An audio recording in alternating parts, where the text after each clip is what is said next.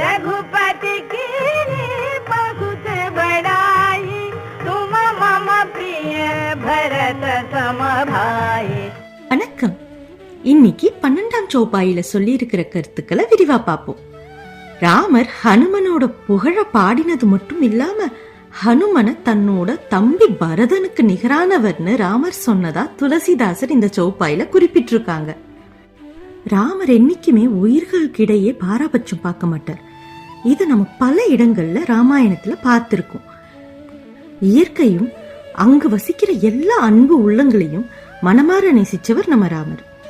ஹனுமன் எல்லா தடைகளையும் தாண்டி தனக்குன்னு எந்த ஒரு எதிர்பார்ப்பும் இல்லாம தூய்மையான உள்ளத்தோட தர்ம சிந்தனையோட தனக்கு உட்பட்ட எல்லா சக்தியும் ராமருக்காக அர்ப்பணிச்சதை நினைச்சு ராமர் நெகிழ மட்டும் செய்யல, அவரை தன்னோடு இன்னொரு சகோதரரா ஏத்துக்கிட்டாரு. ராமர் தான் கடந்து வந்த பாதையில சில குருமார்கள் பல நண்பர்களை சம்பாதிச்சு இருந்தாலும் அவரு ஹனுமனை மட்டும்தான் தன்னோட சகோதரரா பார்த்தாரு. நாம போன சௌபாயிலே பார்த்தோம் ராமர் தன்னோட தம்பி மேல எவ்வளவு பாசம் வச்சிருந்தாரு அப்படின்னு. ஹனுமனை தன்னோட சகோதரரான பரதனோட ஒப்பிட்டது மூலமா ஹனுமன் ராமரோட உயிருக்கு நிகரானவரா கருதப்படுறாரு. சரி, லக்ஷ்மணன் சத்ருகனன் மற்ற சகோதரர் இருக்கும்போது ஏன் ஹனுமன் பரதனோட ஒப்பிட்டு இருக்காங்க அப்படின்னு தானே யோசிக்கிறீங்க. ராமாயணத்துல லக்ஷ்மணன் தியாகத்தின் உருவமா பார்க்கப்பட்டாலும் பரதன் கடமையின் உருவமா பார்க்கப்பட்டாரு. ராமர் காரியங்களை தன்னலம் கருதாமல் ஹனுமன் எந்த அளவுக்கு ஸ்ரத்தையோட செஞ்சாரோ அதே அளவுக்கு ராமருக்கான அர்ப்பணிப்போட இருந்தவர் தான் பரதனும். உதாரணத்துக்கு ராமாயணத்துல பல தருணங்கள்ல சொல்லலாம். பரதனும் சத்ருகனனும் தன்னோட தாத்தாவான கேக்கய அரசர் அஸ்வபதி உடல்நிலை சரியில்லாததுனால அவரு அரச வேலைகளை உதவும் நிமித்தமா கேக்கய ராஜ்யத்துல இருந்த போது ராமரோட பட்டாபிஷேக செய்தியை கேள்விப்பட்டு ஆனந்தத்தின் எல்லையில பூரிச்சு போய் உடனே அங்க இருந்து கிளம்பி ராமர் முடிசூடும் அந்த அற்புதமான நேரத்துல அவர் கூட இருக்கணும்னு ஓடோடி வராங்க. ஆனா மந்தராவோட சதினால கைகேயி வரங்களின் விளைவா ராமர் வனவாசம் அனுப்பப்பட்டது தெரிஞ்சு மனமுடிஞ்சு தன்னோட தாயின்னு கூட பாராம தர்மத்தை போதிச்சு அவங்களோட கோரிக்கைய நிராகரிக்கிறாங்க. நல்லா யோசிச்சு பாருங்க, அயோத்திய ராஜ்யம் பரதனுக்கு விதினாலேயோ வரம்னாலேயோ இப்போ கிடைச்சிருக்கு. ஆனா பரதன் தன்னலம் பத்தி கொஞ்சம் கூட யோசிக்கல. தர்மத்தின் பக்கம் இருந்து தவறை எடுத்து உரைச்சு ராமரை தேடி காட்டுக்கு விரைஞ்சு செல்றாரு.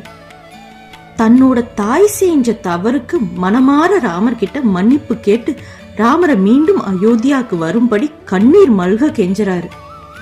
அவரு எந்த எக்ஸ்ட்ரீம் போனாருன்னா உணவு உட்கொள்ள மறுத்து ராமர் இருந்த இடமான சித்திரக்கூடத்துல பிடிவாதமா ராமரை தன் கூட இருந்து கூட்டிக்கிட்டு போகணும்னு ஒரே குறிக்கோளோட அங்கேயே இருக்காரு. ப்ராமிஸ மீற முடியாத ராமர் பரதனை ரிக்வெஸ்ட் பண்ணி கேட்டுக்கிறாரு. 14 வருடம் வனவாசம் முடிஞ்ச பிறகு கண்டிப்பா அயோத்தியாவுக்கு திரும்பி வந்து ராஜ்யத்தை ஏத்துக்கிறேன்னு சொன்னது மட்டும் இல்லாம அதுவரைக்கும் ராஜ்ய மக்களுக்கு தீங்கி எதுவும் ஏற்படாம தர்மத்தை நிலைநாட்டும்படி கேட்டுக்கிறாரு. வேற வழி எதுவும் இல்லாம ராமரோட மனச மாத்தவும் முடியாம கடமைய கருத்துல கொண்டு ராமரோட கால் அணிய ராமர் வர்ற வரைக்கும் ராமராவே பாவிச்சு அவரு இருந்தா ராஜ்யத்தை எப்படி நடத்துவார்னு ஒவ்வொரு நொடியும் சிந்திச்சு ராமருக்காகவே அவரோட ராஜ்யத்தை காத்து அருளினவர் தான் பரதன். ராமர் 14 வருடம் கழிச்சு வர முடியாத சூழ்நிலை வந்தா தன் உயிரை விட்டுருவேன் அப்படின்னு ராமர் மேல இருந்த அளவு கடந்த அன்பு மற்றும் பக்தியை வெளிப்படுத்தி அந்த இடத்துல இருந்து வெளியாகிறாரு. இவரு அயோத்தியால ராஜாவா இல்ல, அந்த அயோத்தியாவோட காப்பாளனா தான் வாழ்ந்தாரு.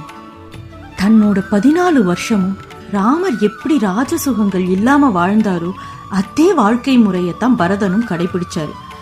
எதுவும் இல்லாம வாழறது கஷ்டம்தான், ஆனா வாழ்ந்துடலாம்.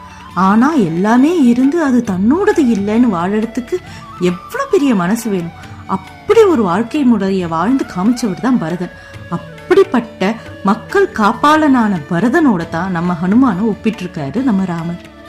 இப்போ இந்த ஸ்லோகத்தோட ஆர்டர் வைஸ் மீனிங்க ஒரு தடவை பார்த்துடலாம்.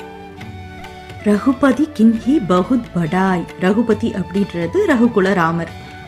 படாய் அப்படின்னா புகழறது. ரகுகுல ராமர் உங்களை பயங்கரமா புகழறாரு. தும்மம் பிரிய பரத் ஹி சம்பாய். சம்பாய் அப்படின்னா சமம். நீங்க என்னோட பிரியமான நெருக்கமான பரதனுக்கு சமம் அப்படின்னு சொல்லிட்டு ராமர் ஹனுமானை பார்த்து புகழறதா துளசிதாசர் தன்னோட சௌப்பாயில குறிப்பிட்டிருக்காங்க. நன்றி.